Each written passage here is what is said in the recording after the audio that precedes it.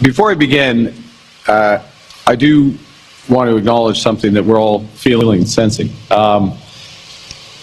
Thousands of Canadians' lives have been upended, are being upended by the wildfires across this country, flooding in Manitoba again.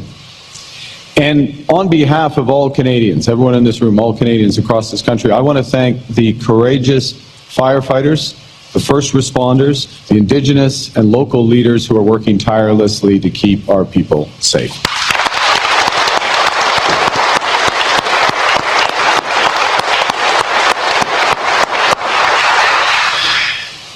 And in the presence of the Minister and the Canadian Armed Forces, I want to acknowledge their contribution. The RCAF is providing search and rescue aircraft. The Canadian Interagency Forest Fire Centre is providing helicopters. We're in close communication with our provincial municipal counterparts, and we'll stand ready and we'll be providing additional assistance as needed, because Canadians always look after each other. Now, we're here today in London, General Dynamics Land Systems Canada, at the headquarters, not just the headquarters, but the factory, not just the factory, but the Research and Development Center. Soup to nuts, the entire operation. I just had an amazing tour that only began to scratch the surface of this amazing company, this amazing facility, amazing workforce, and I want to thank Heather for that tour, thank the whole team at GDLS Canada for hosting us. There's more than 1,700 Canadians who work in this factory, designing and building the armored vehicles that roll into service around the world for the Canadian Armed Forces and our allies. And that's where I want to begin. I want to begin with the people who depend on what's built here. Over the past year, Canada has been strengthening our ability to defend ourselves at home, to protect North America, to support our allies.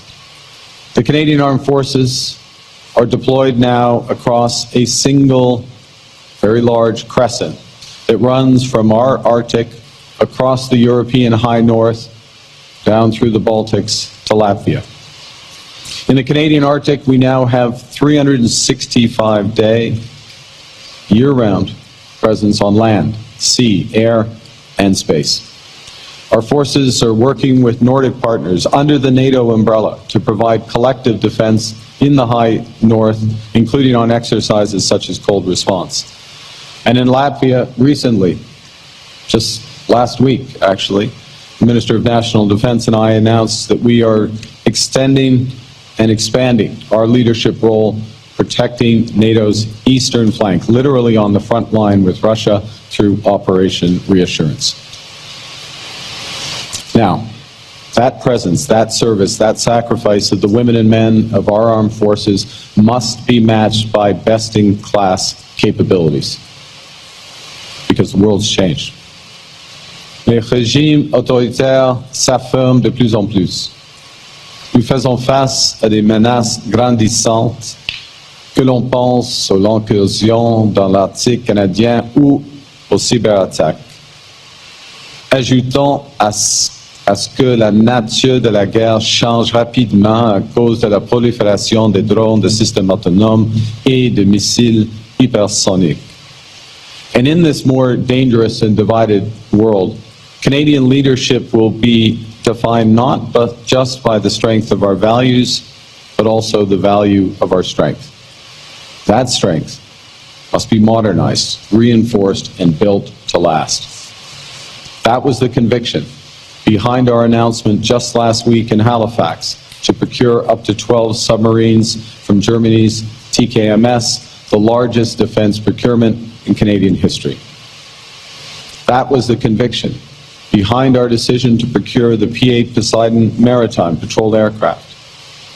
Same conviction deploying the first of 15 River-class destroyers, contracting the Arctic over-the-horizon radar system, acquiring new long-range precision strike capabilities, and establishing a secure, sovereign, low Earth orbit communications constellation.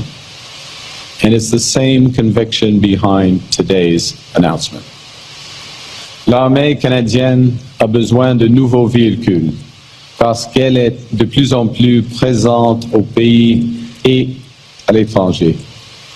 Des véhicules qui sont conçus pour durer, avec des capacités de prochaine génération qui viennent renforcer notre flotte vieillissante.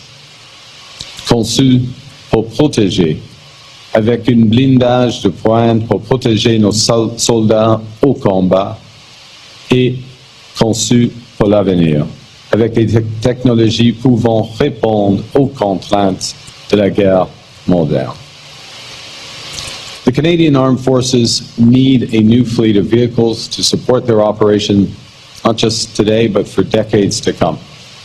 And to that end, Minister McGuinty and I are proud to announce the launch of a new strategic partnership with General Dynamics Land Systems Canada. And it's through this partnership, our government, and this is one aspect of the partnership, let me be clear, but through this partnership, our government will invest nearly $2 billion over 4 years to build and deliver 190 armored combat support vehicles, expanding our fleet to 550 vehicles.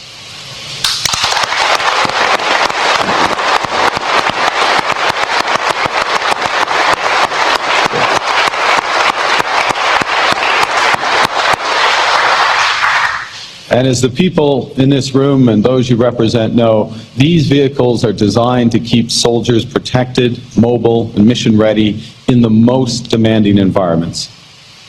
For decades, GDLS Canada has made vehicles that supported the CAF on military bases across our country, in Afghanistan, in Latvia, and also, as we just announced last week, the provision of another 35 vehicles to Ukraine to help defend themselves against Russia. Thank you, and thank you for that.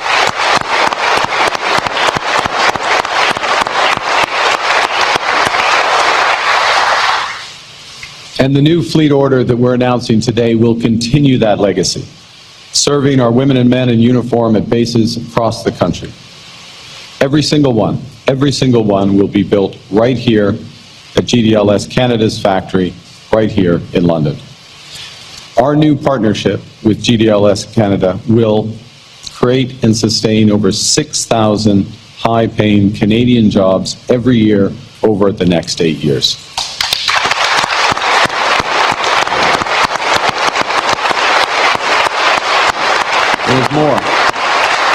There's more because behind every vehicle is an entire supply chain of Canadian ingenuity, skill, and craftsmanship. Technicians at Ryan Manufacturing in Richmond, Ontario, who build the military-grade cable and wire harness assemblies that power these vehicles and keep them connected. Steel workers at Interpro in Regina, Saskatchewan, who produce advanced armor that helps protect our troops. The engineers at Thales in Saint Laurent, who design the thermal imaging systems that allow our soldiers to operate in the toughest conditions. The electricians at IMP Aerospace and Defense in Enfield, Nova Scotia, who build the specialized components that keep these vehicles mission ready, and many, many more. All of those parts, each crafted intricately, built by Canadians from British Columbia to Nova Scotia, arrive here on the London factory floor where workers, skilled workers, turn them into advanced armored combat vehicles. And that's part of the core strength of GDLS Canada, because they work across this entire supply chain. In fact, this company already supports well more than 10,000 jobs nationwide, above and beyond that 6,000 expected to be created by this partnership. Congratulations.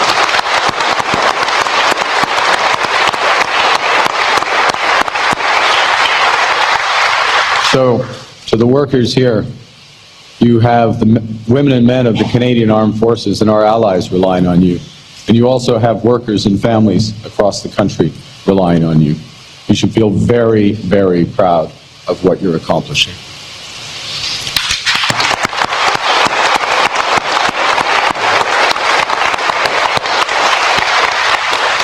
Et dans un monde plus dangereux et plus divisé, le Canada doit redoubler d'efforts pour assurer sa défense, préserver sa souveraineté et soutenir ses alliés. Et il doit le faire en investissant dans les travailleurs canadiens, l'acier canadien et le secteur canadien de la fabrication. C'est comme ça que nous allons bâtir une économie canadienne plus forte, plus indépendante et plus résiliente. Now, today's announcement is an exemplar of our defense industrial strategy in action. This is a bold plan to get our armed forces what they need, when they need it, to scale Canadian defense companies, and to put hundreds of billions of dollars that we need to protect ourselves and our allies, but to put those hundreds of billions of dollars to work in strategic sectors of our economy. We have a simple framework: build, partner, buy. First and foremost, we're focused on building in Canada, directing procurement to Canadian firms that have what we call sovereign capabilities. This is what we're talking about. This is what we're doing here today with GDLS Canada. Now, there will be many cases where we don't have all those capabilities here in Canada. So we look to partner with trusted allies. And that's what we're doing with an announcement we made in May, when we entering into negotiations to procure Saab's Global Eye surveillance aircraft. It's an early warning and control system that helps detect and deter threats across our Arctic and beyond. That contract includes a commitment to support 3,000 Canadian jobs and to ensure that 1/3 of the projected fleet, the global fleet of the Global Eye, not just the Canadian order, is manufactured here in Canada. That fleet's already expanded with the announcement by NATO that the alliance will use the Global Eye as its preferred aircraft. Now, when it's not feasible, and these cases will happen as well, when it's not feasible to build or partner, Canada is buying equipment from allies, but with clear conditions that spurs reinvestment into our defense industrial base. That's the strategy behind the submarine procurement. And as one example, as a condition of that contract, 100% of the value of the investment must be matched here in Canada. By design, that process will have by far the greatest economic impact right here in Canada.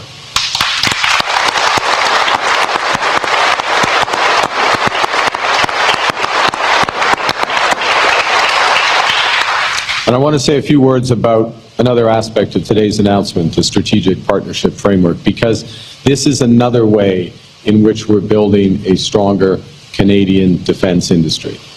That strategic partnership framework will help strengthen Canada's defense industrial base through long-term, predictable partnerships with the best in Canadian industry.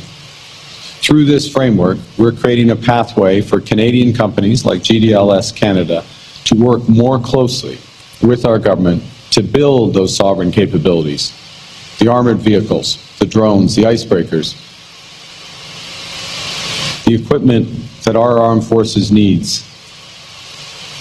Companies selected as strategic partners commit to invest in Canadian research and development, the kind of R&D that happens right here, to grow domestic supply chains, the kind of supply chains that GDLS Canada has, and hire Canadian workforce and wherever possible union workforce. And I want to give a shout out to Unifor for their contribution.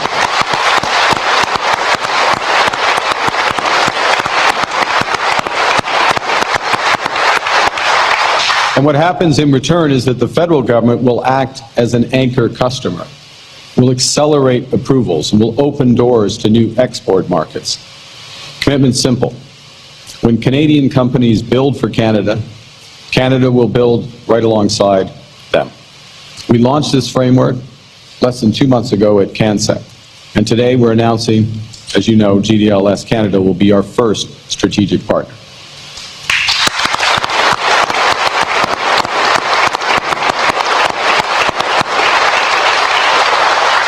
That's the kind of decisive and quick action that Canadians expect and this moment demands. Now, it's been nearly 50 years right here in London that GDLS Canada began building vehicles that has carried Canada's strength around the world. Vehicles that turned Canadian steel and ingenuity into Canadian security. Today, we're renewing that strength. We're ensuring it's built in Canada by Canadians. Nous allons réinvestir pour rebâtir et réarmer les forces canadiennes. Nous accordons aux membres de nos forces armées la plus importante augmentation salariale depuis une génération, car leur rémunération doit être à la hauteur de leurs responsabilités.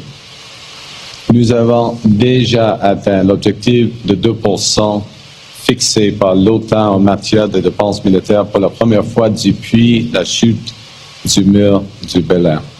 Et cet objectif ne constitue pas un plafond pour les investissements du Canada dans le domaine de la défense, mais plutôt une référence. Notre cadre budgétaire prévoit déjà des mesures visant à consacrer 4% de notre PIB à la défense d'ici la fin de cette décennie. Nous avons également lancé la toute première stratégie industrielle de défense du Canada et mis sur pied l'Agence de l'investissement pour la défense afin de réduire les délais, de renforcer les partenariats et de répondre aux besoins de nos forces armées et de notre économie. Canada is stepping up to protect ourselves and our allies. And if we're going to deter Russian aggression in the Baltic states and across Europe, if we're going to ensure a just and lasting peace in Ukraine, if we are to assert our full sovereignty in the Arctic, and if we're to defend and promote our values of freedom, democracy, peace, we must do so from a position of strength. If we want a stronger world, if we want a safer world, we need a stronger Canada.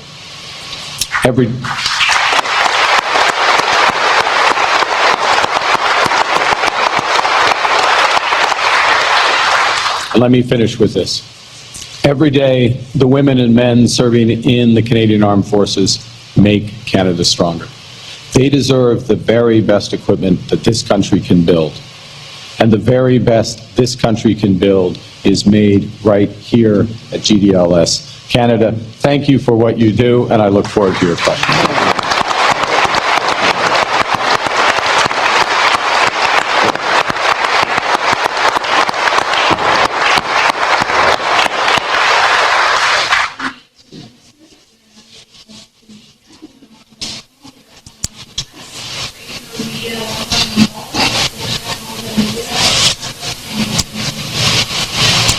Hello, sir. Nathaniel Dove from Global News. Prime Minister, we're looking for more information on the deal to open the Gordie Howe Bridge. Canada spent $6.4 billion to build it. Is the Canadian debt repayment on the bridge included as expenses before profits are split with the U.S.? Well, let me say, first of all, that we're very pleased that the prospect of the bridge reopening later this month, or opening later this month. This is good for Canada, good for the United States, both in the short term and the long term. What we have with the agreement with the U.S. Is as follows. And let me start with what it isn't. It's not splitting the tolls of the bridge. It is an agreement for 15 years to split net revenues. Splitting of tolls, any sharing of the toll revenue won't happen until all of the debt is repaid.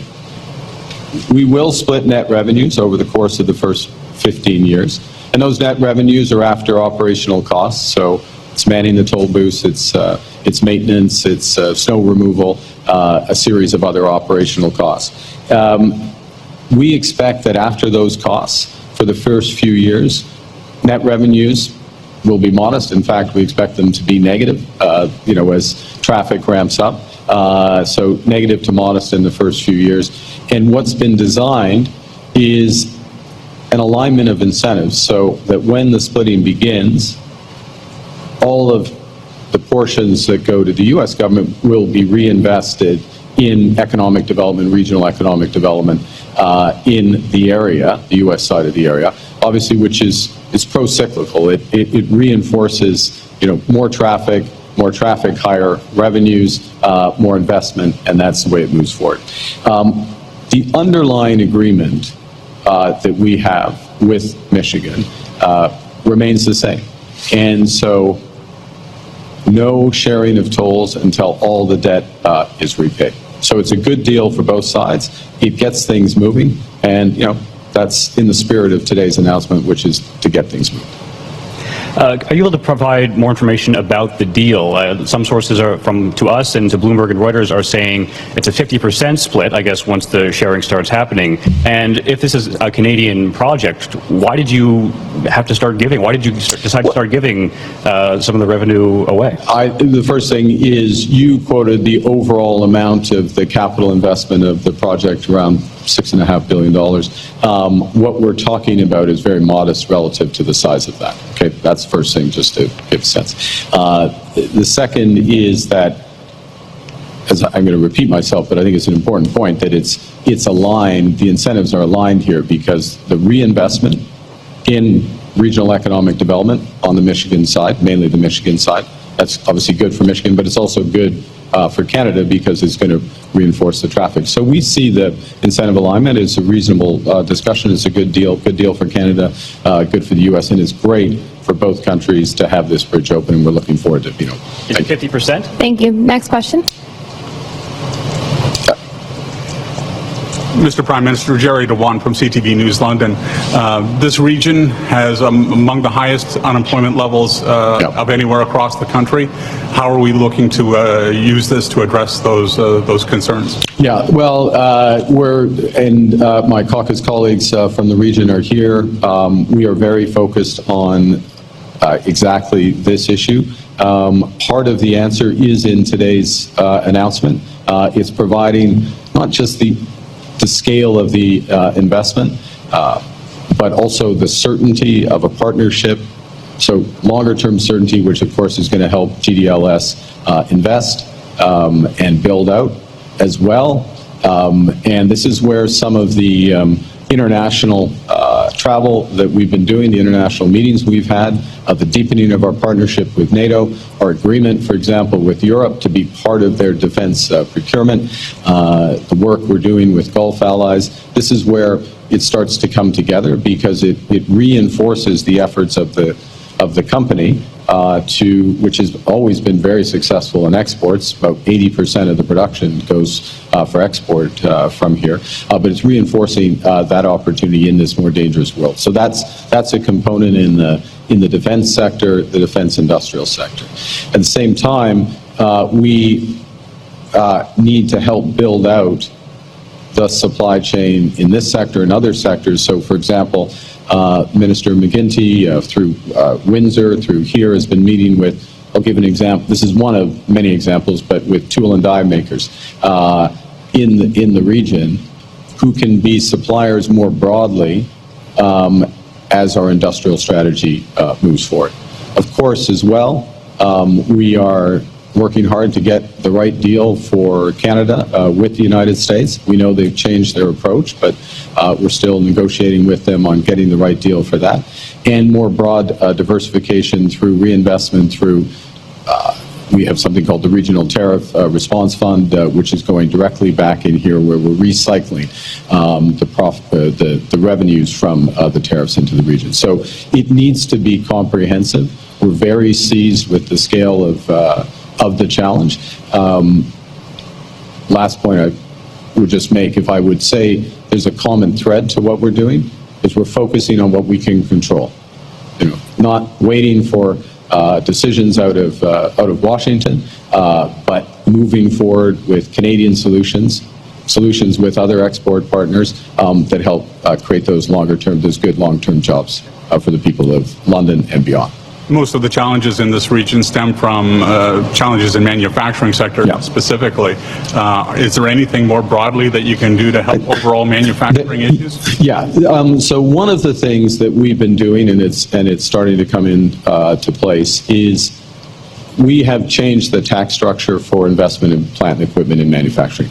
In fact, not just plant and equipment, but basically all aspects of manufacturing. So we have now just passed through Parliament in recent months, the most attractive tax rate on new investment for manufacturing writ large. So that means plant and equipment, it means R&D, it means your ICT or information technology components that come around. All of that is available for a super deduction, which is what it's called.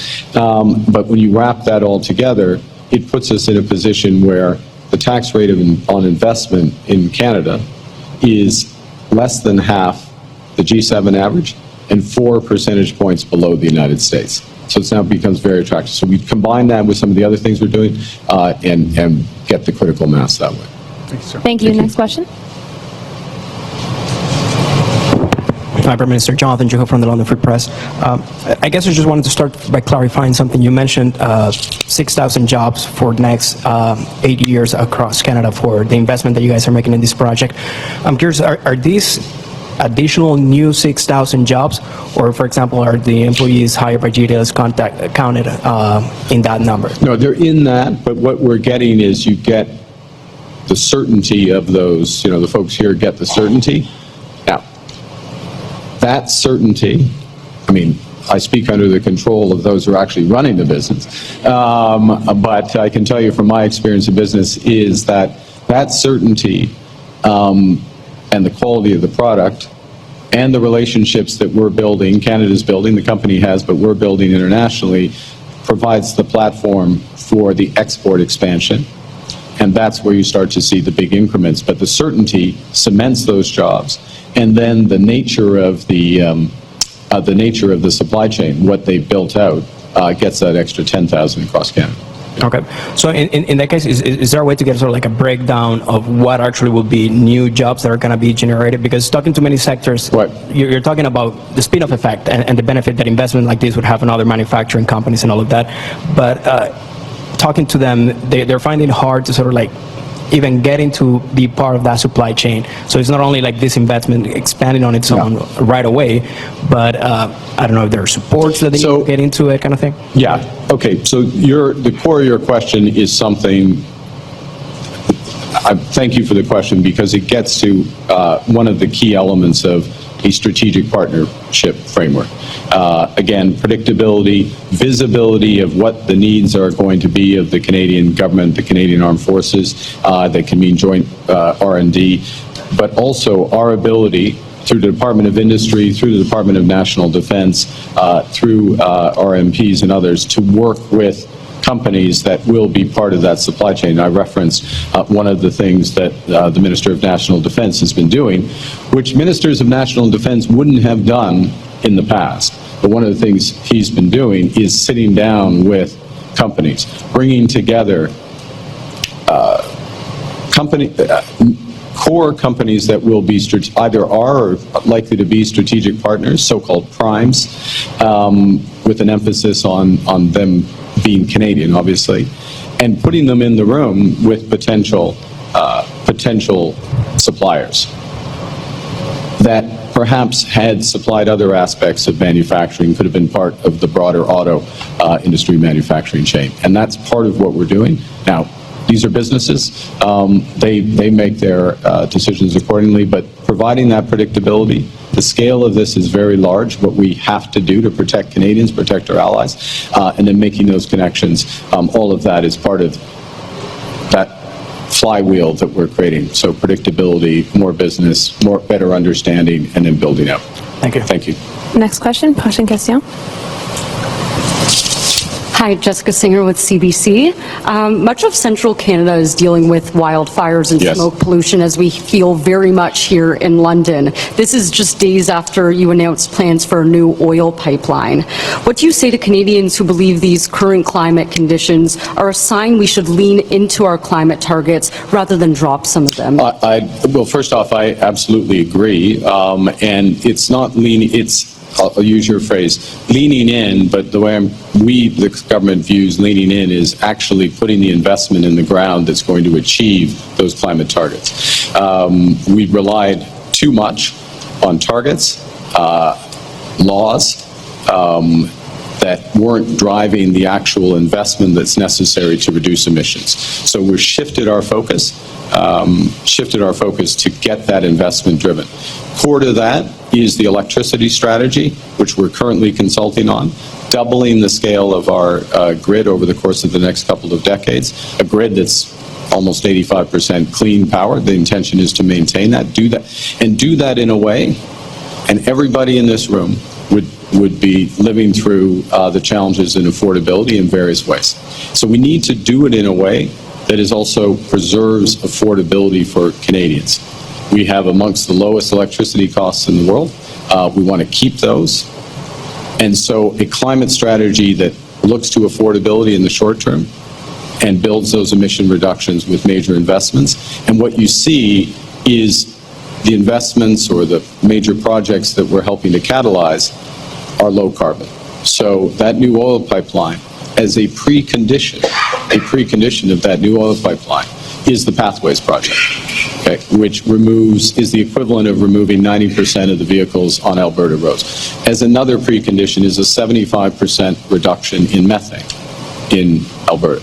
As another precondition is a carbon market that actually works, just isn't a carbon market in name. And I will underscore, and this is, if you want one illustration of the difference in our approach, is that theoretically the carbon price is over $100 right now.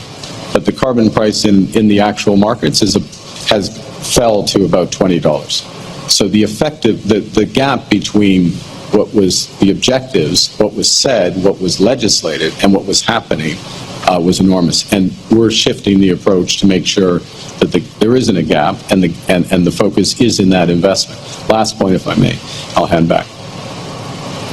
Climate is a global issue, and that's why we have maintained our global climate finance. That's a rarity in the G7. We're the only countries, I think we are the only country who's maintained our level of global climate finance, because we need to obviously globally get emissions down outside of Canada. Thank you. And what do you expect to accomplish when you sit down with premiers next week in Charlottetown? And will you address concerns from some provinces that Alberta is getting a better carbon price under their implementation agreement? Thank you. That's one of the issues that we'll talk about, which is, and our objective, and is to have as national a carbon market as possible. Quebec has its own carbon market linked in with California, so I'm going to put Quebec aside for these purposes. But more broadly, the way we've structured the carbon market with Alberta, it will need some short-term adjustments for provinces. We've been clear about British Columbia, for example, some compensation there, given the difference in the price. But it actually creates an ability to have a much more effective carbon market that would benefit if more provinces were part. So we're not going to announce that or decide that in Charlottetown, but we're there. More broadly, we really want to reinforce progress being made on creating one Canadian economy. Canadians want one economy, and they want skilled workforce to be able to move around. They want goods and services to move around seamlessly across the country. We need to amp that up. There's progress has been made. Federal government's done everything it can do directly and needs to. And last point, which goes to your first question, is the electricity strategy and making major progress on that. And some of the big levers in order to get that investment in place, the federal government will put on the table. Thank you. Last question, dernière question. Josiane Charest-Biamani, Radio-Canada. Monsieur Carney, qu'est-ce que ça vous fait de voir que le nord de l'Ontario brûle en ce moment, alors que le Canada s'éloigne de ses cibles climatiques sous l'action de votre gouvernement? La dernière phrase, c'est quoi, pardon? Je peux répéter la question. Oui. Monsieur Carney, qu'est-ce que ça vous fait de voir que le nord de l'Ontario brûle en ce moment, alors que le Canada s'éloigne de ses cibles climatiques sous l'action de votre gouvernement? Ouais, non, OK. Notre gouvernement a reçu les résultats de l'ancien gouvernement. Ça, c'est la vérité. Ce n'est pas le résultat des actions de notre gouvernement. Je viens d'arriver. OK, je viens d'arriver avec une situation où on a des cibles importantes on a des règles et des lois et des conflits avec les provinces et pas d'assez d'investissement dans les réductions des gaz à effet de serre. OK. Alors, nous sommes en train de changer totalement l'approche afin de mettre l'accent sur l'investissement afin de réduire des gaz à effet de serre. Par exemple, en ce qui concerne l'entente avec l'Alberta, on a le projet de Pathways, le plus grand projet de stockage de carbone du monde, équivalent de enlever 90% de tous les automobiles de l'Alberta. On a des réductions importantes, 75% de méthane en Alberta, c'est dans l'accord, et des améliorations de fonctionnement du marché du carbone en Alberta et on espère à travers le Canada. Alors, on fait des grandes choses afin d'avoir d'investissement et point final, et je passe la parole à vous, mais c'est le dédoublement de l'énergie propre, de l'électricité propre à l'échelle, à travers du Canada pendant les prochaines 2 décennies. Ça, c'est le grand investissement. C'est l'action, pas des prohibitions, qui est plus importante afin de réduire les gaz à effet de serre. Parfait. Comment répondez-vous aux élus américains qui demandent au Canada d'en faire plus pour éviter que le nord des États-Unis reçoive chaque année la fumée des feux de forêt? C'est la responsabilité. Il faut avoir une contribution des Américains dans la lutte contre le changement climatique. Et je donne un exemple. OK. Maintenant, nous mettons l'accent sur l'investissement sur l'énergie propre. Aux États-Unis, il y a des prohibitions maintenant contre l'énergie propre. Par exemple, l'énergie éolienne. C'est un exemple. Deuxièmement, le Canada maintient nos efforts à l'échelle mondiale. Et les États-Unis réduisent leurs efforts à l'échelle mondiale. Alors, oui, les changements climatiques, c'est la responsabilité de tout le monde, vraiment tout le monde, y compris les États-Unis. Ça, c'est la réponse. Merci. Merci. Cela conclut notre conférence de presse. That ends our conference.